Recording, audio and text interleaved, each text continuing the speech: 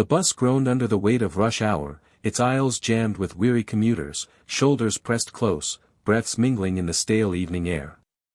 An older white man sat stiffly by the window, his hands gripping the edge of his seat. When a young black boy squeezed past and dropped into the spot beside him, the man let out a low mutter, "Kids these days, just loud enough to sting." He didn't look at the boy, but the words lingered, heavy and sharp. The boy heard it. His fingers curled tighter around the frayed straps of his backpack, the fabric worn from years of use. He said nothing, choosing silence over confrontation, though his eyes flickered with something deeper, hurt mixed with restraint, as if he had heard such dismissals before. He shifted slightly, making himself smaller, shrinking into the space he had been granted but not welcomed into. The man kept his gaze on the blur of the city outside, his jaw clenched, but unease flickered in his chest. Something about the boy's quietness unsettled him. He had expected a glare, maybe a sharp retort. Instead, there was only silence, the kind that forces you to hear your own words echo back at you. Around them, the bus rattled forward, passengers scrolling through phones, tapping feet, lost in their own universes. Yet the space between the man and the boy carried its own story, a story of generations colliding, of prejudice whispered instead of shouted, of assumptions drawn without knowing. The boy adjusted his seat, exhaled softly, and kept looking ahead, his backpack hugged to his chest like a shield. Neither of them spoke, but the silence was louder than any argument. It was the kind of silence that demanded something change.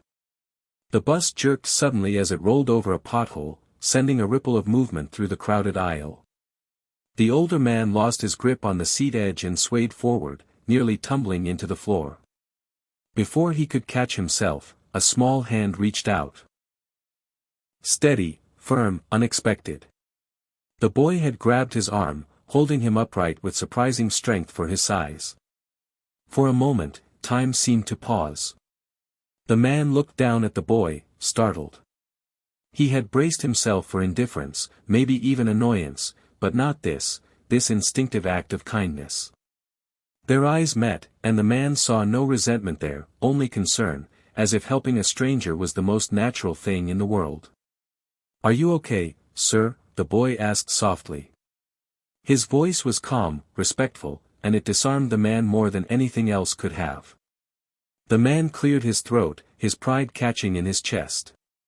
Yeah, I'm fine," he muttered, pulling himself back into the seat. But his voice carried less certainty now. The boy offered a small smile before returning to his stillness, once again hugging the backpack against his chest. The man shifted uncomfortably, the earlier mutter of "kids these days" replaying in his mind, suddenly sounding uglier than it had when he said it. He hadn't expected to feel guilt, but there it was, gnawing at him. The bus roared forward, passengers rocking with its motion, unaware of the small exchange that had just occurred. Yet in that brief moment, the silence between the man and the boy changed. It was no longer sharp and cold, it had softened, warmed by an unexpected kindness that the man could not ignore. Something inside him stirred, though he couldn't yet name it.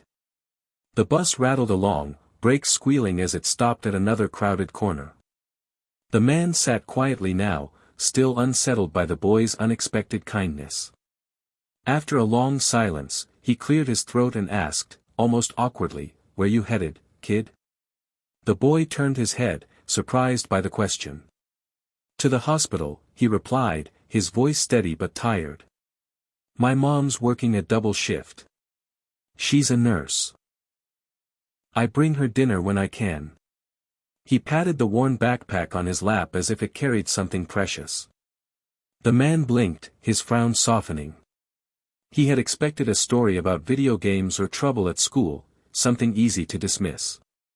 Instead, here was a child riding a late bus, not for himself, but to make sure his mother ate after caring for others all day.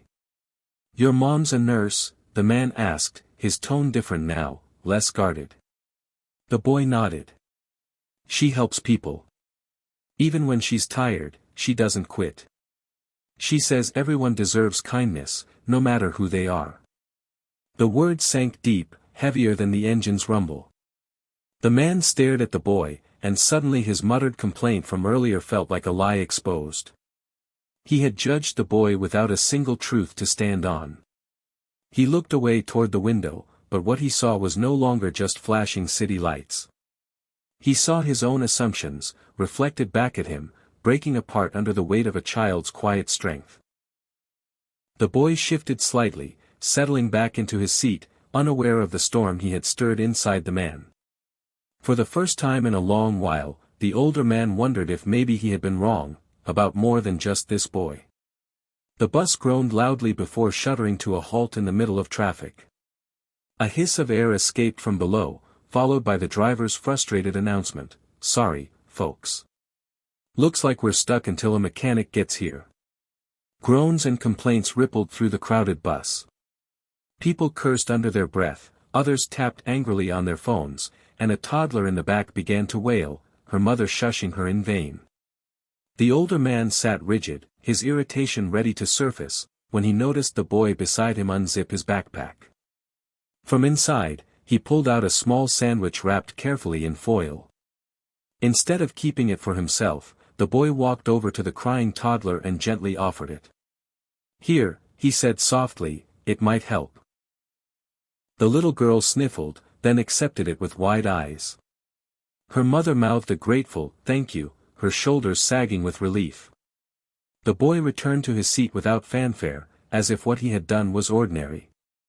But it wasn't. The man watched in silence, his chest tightening.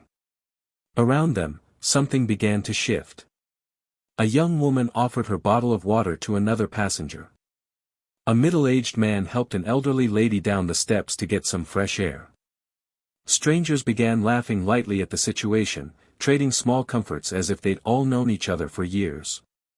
The bus, broken and stranded, had become something else entirely, a small community stitched together by kindness, no one caring about skin color, accent, or background.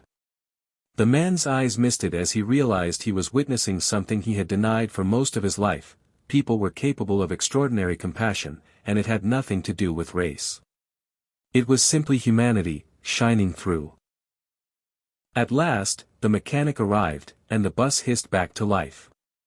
Passengers slowly filed off, stretching their legs and heading in all directions. The boy stood, hoisting his worn backpack, ready to continue his journey. The older man hesitated. His chest felt heavy, but not with anger anymore, with something closer to shame, tangled with gratitude. He turned to the boy, his voice rough, almost breaking. "Son. I was wrong. About you. About a lot of things." The boy paused, looking up with calm, steady eyes. For a moment, it seemed he carried a wisdom far beyond his years. He smiled gently and said, "People are just people, sir." The words were simple, but they pierced deeper than any lecture. The man felt tears sting his eyes as the boy stepped off the bus and blended into the crowd, his small frame swallowed by the city streets. The man remained frozen in his seat, watching him disappear. Something had shifted inside, something he couldn't quite name but knew would never leave him. His muttered prejudice from earlier now felt like a burden too heavy to carry. And in its place, a seed had been planted, a truth he could no longer deny. As the bus pulled away, the man pressed a hand against the cool glass of the window, whispering to himself, "People are just people." For the first time in years, his heart felt lighter, as though he had been given a second chance to see the world with clearer eyes. And though the boy was gone, his kindness lingered, an unspoken reminder that compassion can break walls no argument ever could, revealing a hidden truth the man had overlooked all his life: humanity's greatest strength is love.